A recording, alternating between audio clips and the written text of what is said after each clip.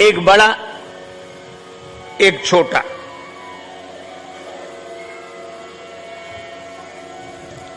और दोनों के पास एक कम्बल और एक भैंस।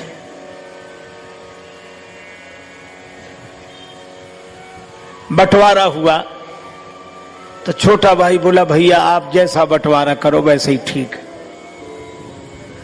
ये बंद कर दो थोड़ी देर। तो बंटवारा मालूम क्या हुआ? बड़ा भाई बोला कि देखो ऐसा है, ये कम्बल दिन भर तुम्हारे पास, रात को हमें दे दिया करो।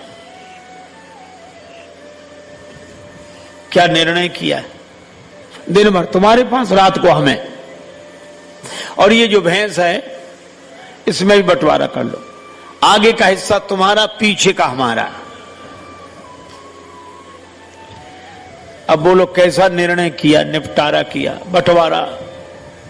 सो बेचारा एक भाई दिन भर तो कंबल रखे रहे अपने पास, दिन में जरूरत नहीं ओढ़ने की, और जैसे ही शाम होने लगे सो वो कहे हमारा कंबल हमें दे दो।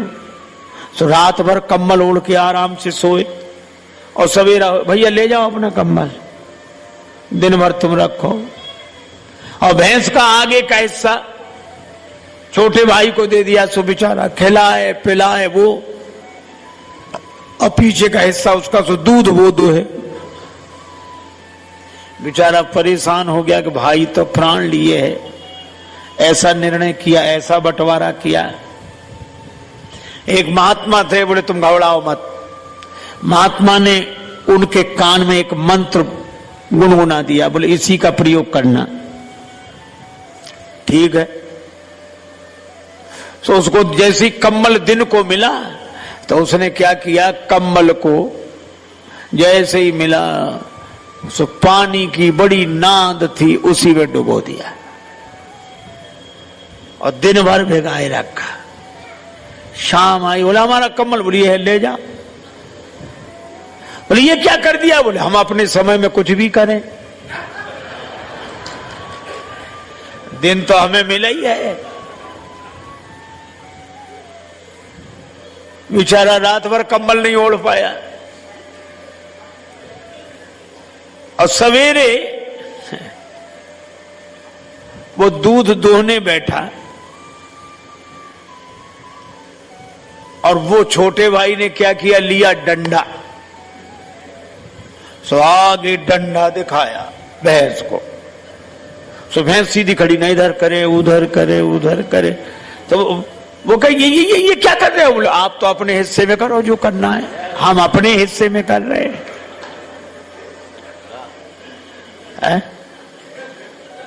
अकल लगी ठिकाने की नहीं।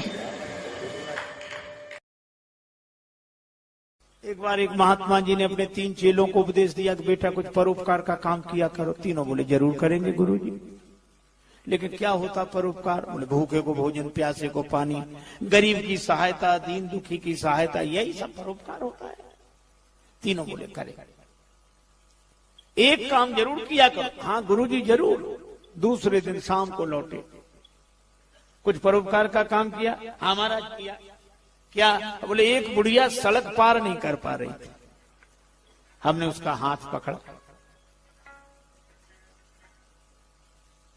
उस बुढ़िया को सड़क पार कराई। ठीक, बहुत अच्छा, आशीर्वाद करना चाहिए ऐसे काम। अब दूसरे से पूछा तुमने? दूसरा चेला बोला गुरुजी हमने भी उसी बुढ़िया को सड़क पार कराई।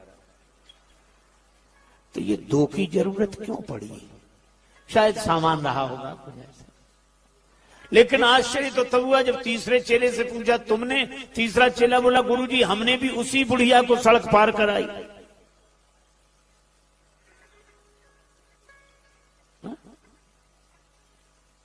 अब गुरुजी के आश्चर्य का ठिकाना नहीं रहा कि 3 की जरूरत क्यों पड़ी। एक बुढ़िया को सड़क पार कराने में 3 की जरूरत क्यों पड़ी?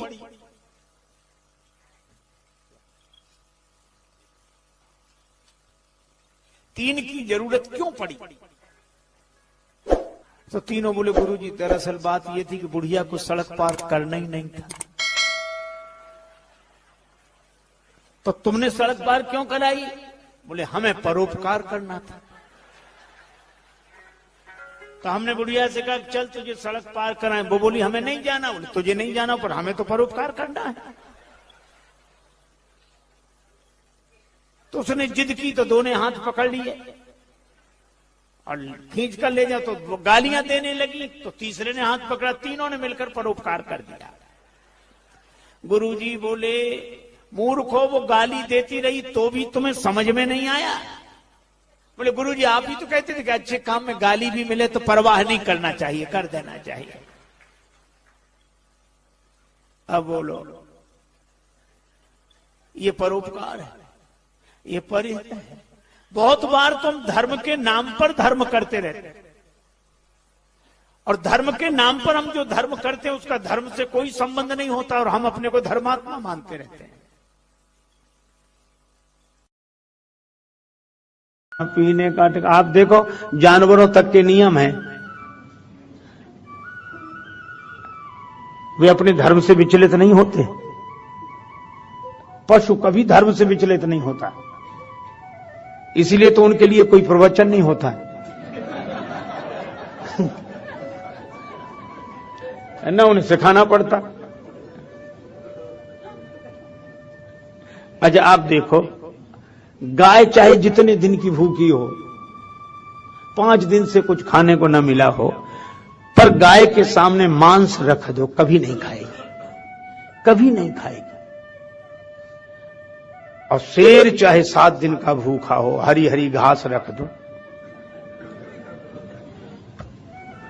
शेर कहता है कि मैं मांस खाने वाला हूं, घास नहीं खा सकता। गाय कहती है मैं घास खाने वाली हूं, मांस नहीं खाऊंगी। और भगवान ने उनके दांत भी उस तरह के बनाए हैं, शेर के दांत उस तरह के मांसाहारी जैसे दांत है और गौ माता के दांत जैसे घास। पशु घास खाने वाला पशु गाय बैल कभी मांस नहीं खाएंगे, मांस खाने वाले पशु कभी घास नहीं खाएंगे। एक आदमी ऐसा है चाहे जो खिला ले, घास खा जाए, मांस खा जाए और समझाओ तो आपकी खोपड़ी खा जाए। आप देखो उनके भी धर्म है। मैंने कहीं सुना था एक बार कुत्तों में झगड़ा हो गया, कुत्तों में। एक सज्जन बोले झगड़ा होता ही कुत्तों में है, लेकिन एक बात थी, बाकी के कुत्तों ने उसे नाराज होकर निकाल दिया, चल जा। चला गया, मैं लौट कर नहीं आऊंगा। बाकी के लोग बोले आना भी मत, मिलाएंगे नहीं हम तुम्हें अपने समूह में। पर कुत्ता ही ठहरा, दूसरे दिन बाद आ गया, दूसरे ही दिन। तो बाकी के कुत्तों ने डांटा कि फिर तू लौट कर आ गया, रे कलुआ जा, चला जा यहां से, अरे दल बदल हुआ और तेरे लौट आने से हैरान हैं हम, और तुझे फिर दल में रख लें, क्या इंसान हैं हम आदमी हैं जो ऐसा करें? हम पशु हैं, हमारा भी धर्म है सिद्ध। अब तो किसी का कोई धर्म नहीं, न सोने का धर्म, न जागने का धर्म, न खाने का धर्म, न पीने का धर्म, न पहनने का धर्म, न पंथ सोई जो यही मन भावा, जिसे जो अच्छा लगे बस वही रास्ता है। तो भगवान ने कहा कि जब सब मनमुखी हो जाएं तो धर्म के अनुसार चलेंगे कैसे? तो भगवान धर्म की स्थापना के लिए आए। हमारा सोना भी भगवान से जुड़े, जागना भी भगवान से जुड़े, भोजन भी भगवान से जुड़े, वस्त्र भी भगवान से, आभूषण भी भगवान से। फिर इंद्रियों को जोड़े, सुनना भी भगवान का नाम, बोलना भी भगवान का नाम, देखना भी भगवान। ये धर्ममय जीवन।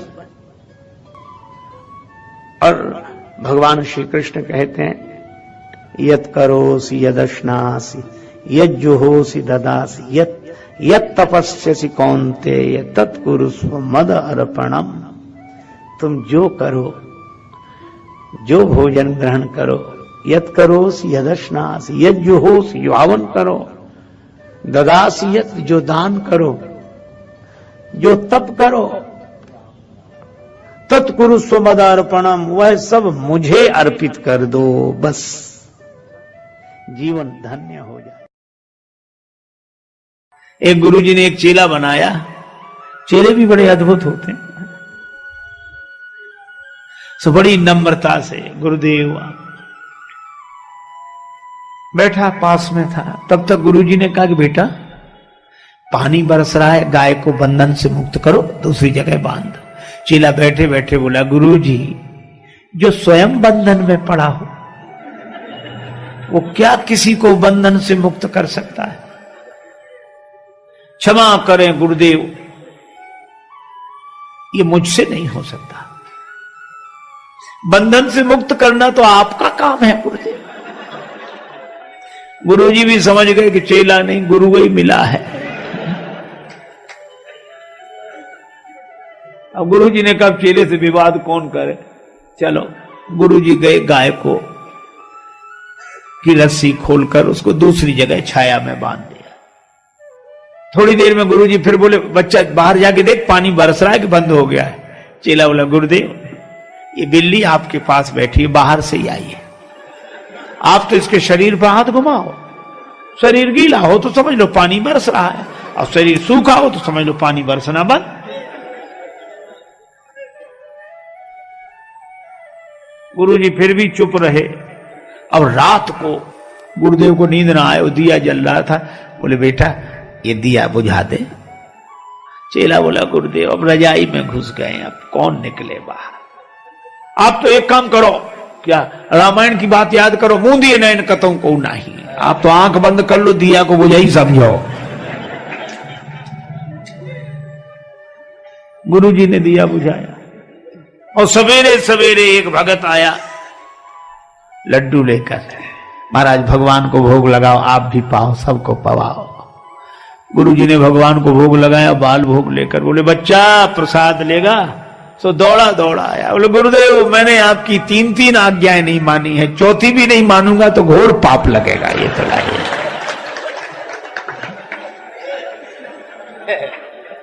ये हाल। सुनो भैया, एक गुरुजी गए एक गांव में, तो एक नया नया चेला बना। हमको भी चेला बनाओ। गुरुजी बोले, बन जाओ। और बनने के बाद बोला कि आप गुरु, हम चेला, आप कुछ सुनाओ। गुरुजी ने कहा कि राम राम किया करो। बोले, ये तो साधारण बात है, ऊंचा।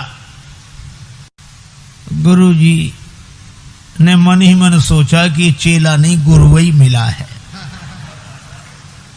कई चेले सचमुच गुरु होते हैं, ऊंचा।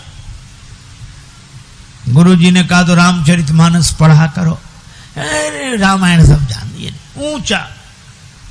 तो गुरुजी ने कहा गीता? बोले हाँ, ये कुछ ठीक है, कुछ। तो गुरुजी बोले, आज गीता का महत्व सुनाऊंगा, गीता कल। और महात्मा में उन्होंने श्लोक सुनाया, सर्वोपनिषदो गावो दोग्धा गोपाल नंदना। ये सभी उपनिषद जो है सो गाय हैं और दोहने वाले भगवान श्री कृष्ण हैं। 1 घंटे तक व्याख्यान दिया। चेला बीच बीच कह के, महाराज वाह वाह वाह वाह वाह, क्या बात कही है, वाह वाह। गुरु जी का और उत्साह बड़ा, कितने ध्यान से सुन रहा है, इतनी प्रशंसा कर। गुरु जी और सुनाते गए। 1 घंटे बाद बोले कि बेटा कुछ समझ में ना आया हो तो पूछ लो। सो बोला कि हमें समझ में ना, हमें आप कम समझाते हो, हम ज्यादा समझते हैं। गुरुजी ने मन ही मन कहा कि हम ही नहीं समझ पाए पहले तुम्हें, लेकिन चलो गुरुजी हैं, गुरुजी की इज्जत ही बचा ले, पूछ ले कुछ। तो बोला और तो एक एक अक्षर समझ में आया, केवल एक बात समझ में नहीं आई। कौन सी? आप कहते थे 2 गधा गोपाल नंदना, तो ये 2